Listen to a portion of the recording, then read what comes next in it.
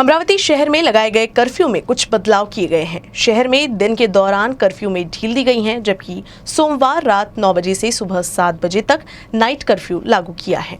13 नवंबर को अमरावती में हिंसा की घटना सामने आई थी, जिसके बाद स्थानीय प्रशासन ने यहां कर्फ्यू लगा दिया।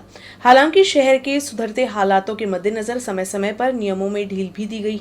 सोमवार को शहर पुलिस आयुक्त डॉक्टर आरती सिंह ने आदेश जारी करते हुए सोमवार रात 9 बजे से सुबह 7 बजे तक नाइट कर्फ्यू लागू कर दिया गया, जबकि सुबह 7 बजे से रात 9 बजे तक सभी संचारबंदी में छूट दी गई है। इस दौरान सभी से शांति बनाए रखने की अपील भी डॉक्टर आरती सिंह ने की है।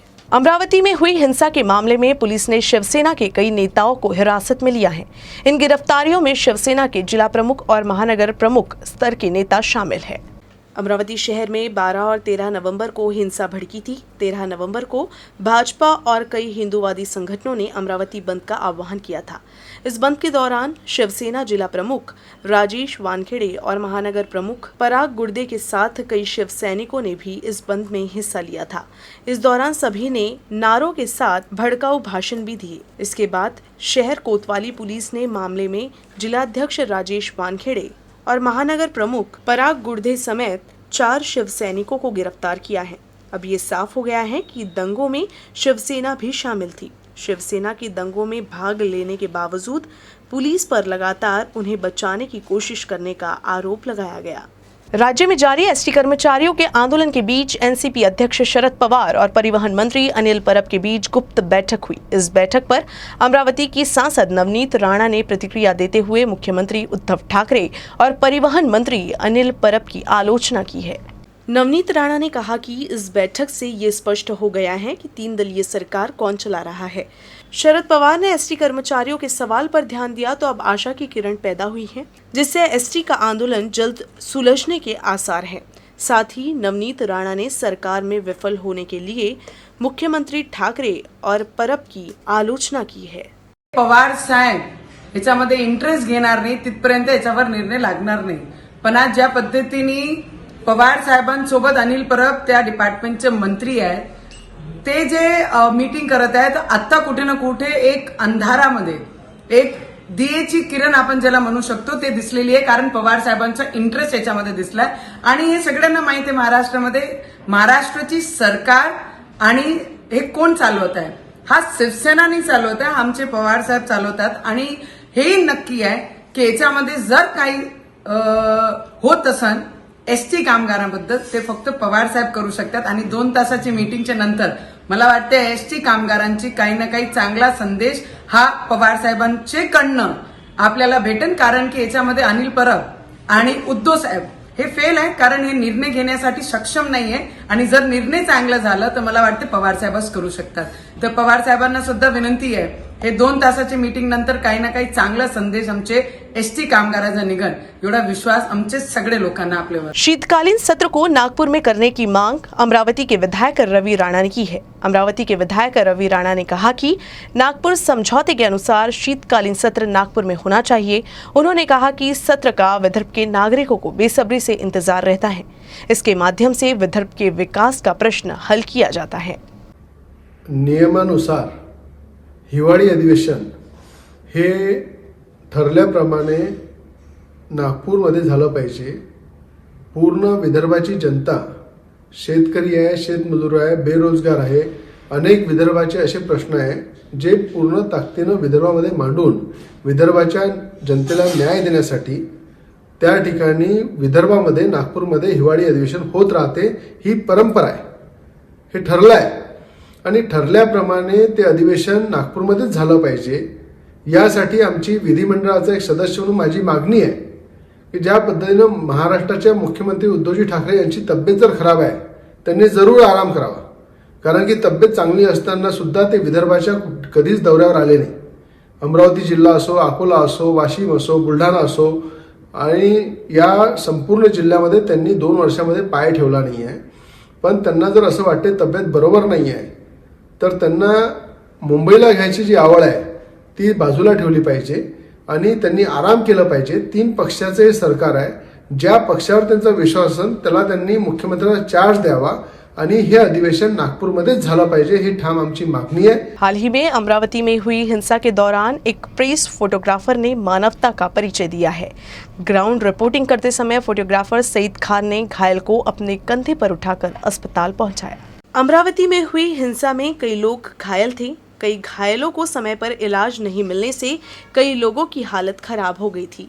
हालांकि उस समय प्रेस फोटोग्राफर सईद खान ऐसे लोगों के लिए मसीहा बनकर उभरे थे। उन्होंने बखूबी हिंसा की ग्राउंड रिपोर्ट की, साथ ही कई घायलों को मदद भी मुहैया कराई। काम के दौरान सईद ने इंसानियत की मिसाल पेश कर घायल व्यक्तियों को पुलिस वैन में अपने शरीर पर लेकर अस्पताल पहुंचाया। उन्होंने प्रत्येक घायल व्यक्ति को बिना किसी भेदभाव से हिंसा में घायलों की मदद करने को प्राथमिकता दी। मुश्किल हालात में कड़ी मेहनत करने वाले खान की इस समय हर कोई तारीफ करने से नहीं थक रहा। पिछले कुछ दिनों पहले शहर में हुए तनाव के बीच जब लोग एक दूसरे को पत्थरे मार रहे थे और एक दूसरे के खून के प्यासे थे और कुछ लोग जब घायल हुए तो उन्हें कोई भी उठाने वाला नहीं था, यहाँ तक कि पुलिस भी अपने बंदोबस्त में लगी हुई थी। तो ऐसे वक्त में मैंने ये नहीं सोचा कि ये कौन से धर्म का है या ये कौन से जात का है। मैंने उन घायल लोगों को वहाँ से उठाकर पुलिस के बीच में से, और ऐसी स्थिति में जब माहौल बहुत गर्म था, ऐसे माहौल में मैंने उन लोगों को उठाकर अपने कंधे पे उठाकर हॉस्पिटल में पुलिस की वैन में, पुलिस की ही गाड़ी में लियाकर दवाखाने पहुंचाया। कर्फ्यू के कारण पिछले कुछ दिनों से अमरावती जिले में सभी लेन देन ठप हो गए थे। हालांकि फिलहाल स्थिति में सुधार हो रहा है। इसमें जिला प्रशासन ने कृषि उपज मंडी समिति खोलने की अनुमति दी है। इससे किसानों को बड़ी राहत मिली है। अमरावती जिले के प्रमुख बाजार समिति को सोमवार से खोलने की अनुमति दे दी गई है। अमरावती हिंसा के बाद लगे कर्फ्यू के चलते पिछले कई दिनों से बाजार बंद था, जिससे लाखों का व्यापार ठप पड़ गया था। हालांकि अब बाजार खुलने से किसानों के साथ व्यापारियों को काफी राहत मिली है। अमरावती शहरामध्ये झालेल्या हिंसाचारानंतर अमरावती शहरात कडेकोट पोलिसांचा बंदोबस्त लावण्यात आला होता। संचारबंदी लावण्यात आली होती आणि त्या संचारबंदीमध्ये गेल्या 3 दिवसापासून शिथिलता देण्यात आलेली आहे। यासोबतच अमरावती कृषी उत्पन्न बाजार समिती जी होती ती सुद्धा बंद होती आणि त्या समितीला आजपासून उघडण्यास जिल्हा प्रशासनाने परवानगी दिलेली आहे। आपण सध्या अमरावतीच्या जिल्हा कृषी उत्पन्न बाजार समितीमध्ये आहोत आणि तुम्ही पाहू शकता की आज सकाळपासून बाजार समिती उघडल्यानंतर शेतकऱ्यांनी जो आहे आपला माल विकण्यासाठी या ठिकाणी आणलेला आहे। अमरावती कृषी उत्पन्न बाजार समिती ही संचारबंदीच्या काळात पूर्णपणे बंद होती, त्यामुळे या बाजार समितीतले जे लाखो रुपयाचे व्यवहार आहे ते पूर्णपणे ठप्प पडले होते। शेतकरी माल विकायला आणू न शकल्यामुळे शेतकऱ्यांची अवस्था दयनीय झाली होती आणि आज या परिस्थितीला आज या जिल्हा बाजार कृषी उत्पन्न बाजार समितीला उघडण्याची जिल्हा प्रशासनाने परवानगी दिलेली आहे। त्यामुळे सकाळपासूनच बाजार समितीमध्ये मोठ्या प्रमाणात वर्दळ पाहायला मिळत आहे। जिल्ह्यातले जे शेतकरी आहे ते या ठिकाणी आपापला माल आता विकण्यासाठी आणण्याला सुरुवात झालेली आहे। अमरावती जिल्ह्याचा जर विचार केला तर अमरावती जिल्ह्यात गेल्या 8 दिवसापासून कुठलीही अनुचित घटना घडलेली नाही, त्यामुळे संचारबंदी ही दिवसाची पूर्णपणे शिथिल करण्यात आलेली आहे आणि केवळ रात्रीची संचारबंदी सध्या अमरावती शहरात लागू आहे। व्हिडिओ जर्नलिस्ट अमोल देशमुखचा अरुण जोशी, UCN न्यूज़ अमरावती। अमरावती जिला परिषद में मुख्य कार्यकारी अधिकारी अविशांत पांडे ने अधिकारियों और कर्मचारियों पर शिकंजा कसना शुरू कर दिया है, जिसके तहत पांडा ने सभी विभागों में एक ही स्थान पर पदस्थापित कर्मचारियों की समस्त जानकारी 26 नवंबर तक मांगी गई है। ये रिपोर्ट मिलते ही संबंधित कर्मचारियों का तत्काल तबादला करने की चेतावनी पांडा ने दी है। जिला परिषद के मुख्य कार्यकारी अधिकारी के नए आदेश के अनुसार अब जिला परिषद कार्यालय एवं पंचायत समिति कार्यालय में कार्यरत कर्मचारी अधिकतम 3 वर्ष तक एक ही टेबल पर और एक ही विभाग में अधिकतम 5 वर्षों तक कार्य कर सकेंगे। इस संबंध में जिला परिषद के सभी विभाग के अध्यक्षों और समूह विकास अधिकारियों को अपने कार्य क्षेत्र में बदलाव करने के आदेश दिए गए हैं। साथ ही आदेश में कहा गया है कि 26 नवंबर तक ऑफिस टेबल बदलने की रिपोर्ट जिला परिषद में देनी पड़ेगी। विभाग ने कहा कि 26 नवंबर तक रिपोर्ट नहीं देने वाले विभागाध्यक्षों और समूह विकास अधिकारियों के खिलाफ कार्रवाई की जाएगी। यह निर्णय कर्मचारियों के हित में है और जिला परिषद कर्मचारी संघ द्वारा इसका स्वागत किया गया है। शासन निर्णय 15 में 14 अनुसार एका टेबलवर 3 वर्ष काम करणे व एका विभागात 5 वर्ष काम करणाऱ्या कर्मचाऱ्यांच्या कार्यालय टेबल बदल व विभाग बदल हे शासनाचे धोरण आहे। यामागचा उद्देश असा आहे की त्या कर्मचाऱ्याला सर्व टेबलचे ज्ञान व्हायला पाहिजे व सर्व विभागाचे ज्ञान व्हायला पाहिजे, जेणेकरून त्याची कनिष्ठ प्रशासन अधिकारी व सहाय्यक प्रशासन अधिकारी या पदावर जर पदोन्नती झाल्यास त्याला आपल्या कनिष्ठ सहाय्यक व वरिष्ठ सहाय्यक या पदावर कार्यरत असलेल्या कर्मचाऱ्यांना ते योग्य ज्ञान देऊ शकेल जर तो सर्व विभागात त्यांनी काम केलं व त्याला हा गव्हर्नमेंटचा उद्देश व एकाच टेबलवर काम करून जे म्हणजे डुप्लिकेशन व गव्हर्नमेंटमध्ये व फ्रॉड जे केलेले आहे हे दबून न राहता व त्याच्यावर कोणतं प्रेशर न येता त्याला मुक्त वातावरणात त्याला काम करता यावं यासाठी हा शासनाने निर्णय केलेला आहे व त्याच्यात ज्या भावना निर्माण झाली आहे की मी ठराविकच काम करू शकतो ही भावना त्याच्यामधली दूर होईल व जनतेला जास्तीत जास्त चांगला कामाचा तो मोबदला देऊ शकेल। अमरावती जिले में पिछले 2-3 दिनों से बादल छाए हुए हैं, जिससे किसानों की चिंता बढ़ गई है। जिले में बारिश के हालात से अरहर, चना, कपास, प्याज और सब्जियों पर सबसे ज़्यादा असर पड़ने की संभावना है।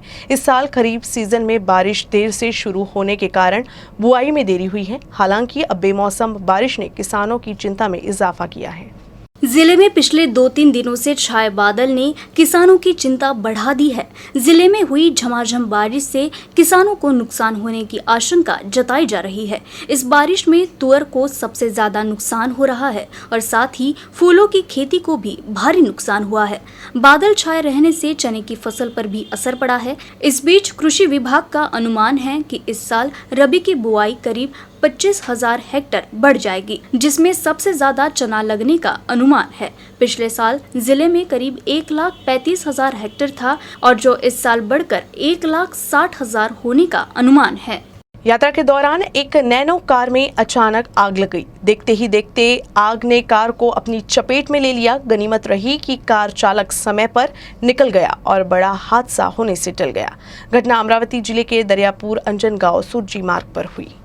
अमरावती जिले के दरियापुर अंजनगांव सुरजी मार्ग पर निम्बोली के पास अचानक एक नैनो कार में आग लग गई। अंजनगांव के विनोद मोरे सुरजी मार्ग पर अपने बेटे के साथ घूमने निकले थे, लेकिन कोकरडा फाटी के पास कार में अचानक आग लग गई। हालांकि समय रहते कार चालक और उनका बेटा कार से निकल गए, जिससे किसी प्रकार की जीवित हानि नहीं हुई। अंजनगांव सुरजी से रहीमापुर पुलिस दमकल की गाड़ियों के साथ मौके पर पहुंची। उन्होंने आग बुझाने का प्रयास किया।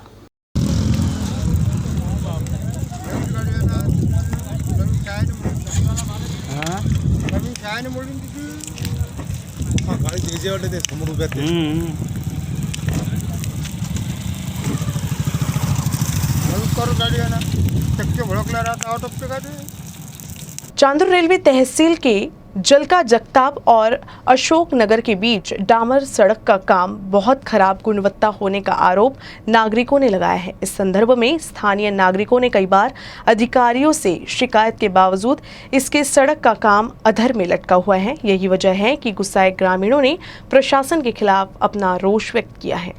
चांदुर रेलवे जिले में पीडब्ल्यूडी विभाग ने जलका जगताप से अशोकनगर तक डामरीकरण का नया कार्य शुरू किया है, लेकिन ग्राम पंचायत झलका के सरपंच की ओर से जारी बयान में संबंधित प्रशासन पर इस काम में लापरवाही का आरोप लगाया गया है। लिहाजा इस संदर्भ में सरपंच भाग्यश्री कौस्तुभ खेरडे की ओर से सदस्य कौस्तुभ खेरडे ने रास्ते का काम सही तरीके से करने की मांग की है। इस बीच सदस्य कौस्तुभ खेरडे और नाराज ग्रामीणों ने सड़क का काम रोक दिया। इसके बाद जब इंजीनियर और ठेकेदार ने ग्रामीणों को अच्छी गुणवत्ता वाले काम का आश्वासन दिया है। न्यूज रूम से बस इतना ही। खबरों का सिलसिला यूं ही चलता रहेगा। आप देखते रहिएगा यूसीएन न्यूज अमरावती।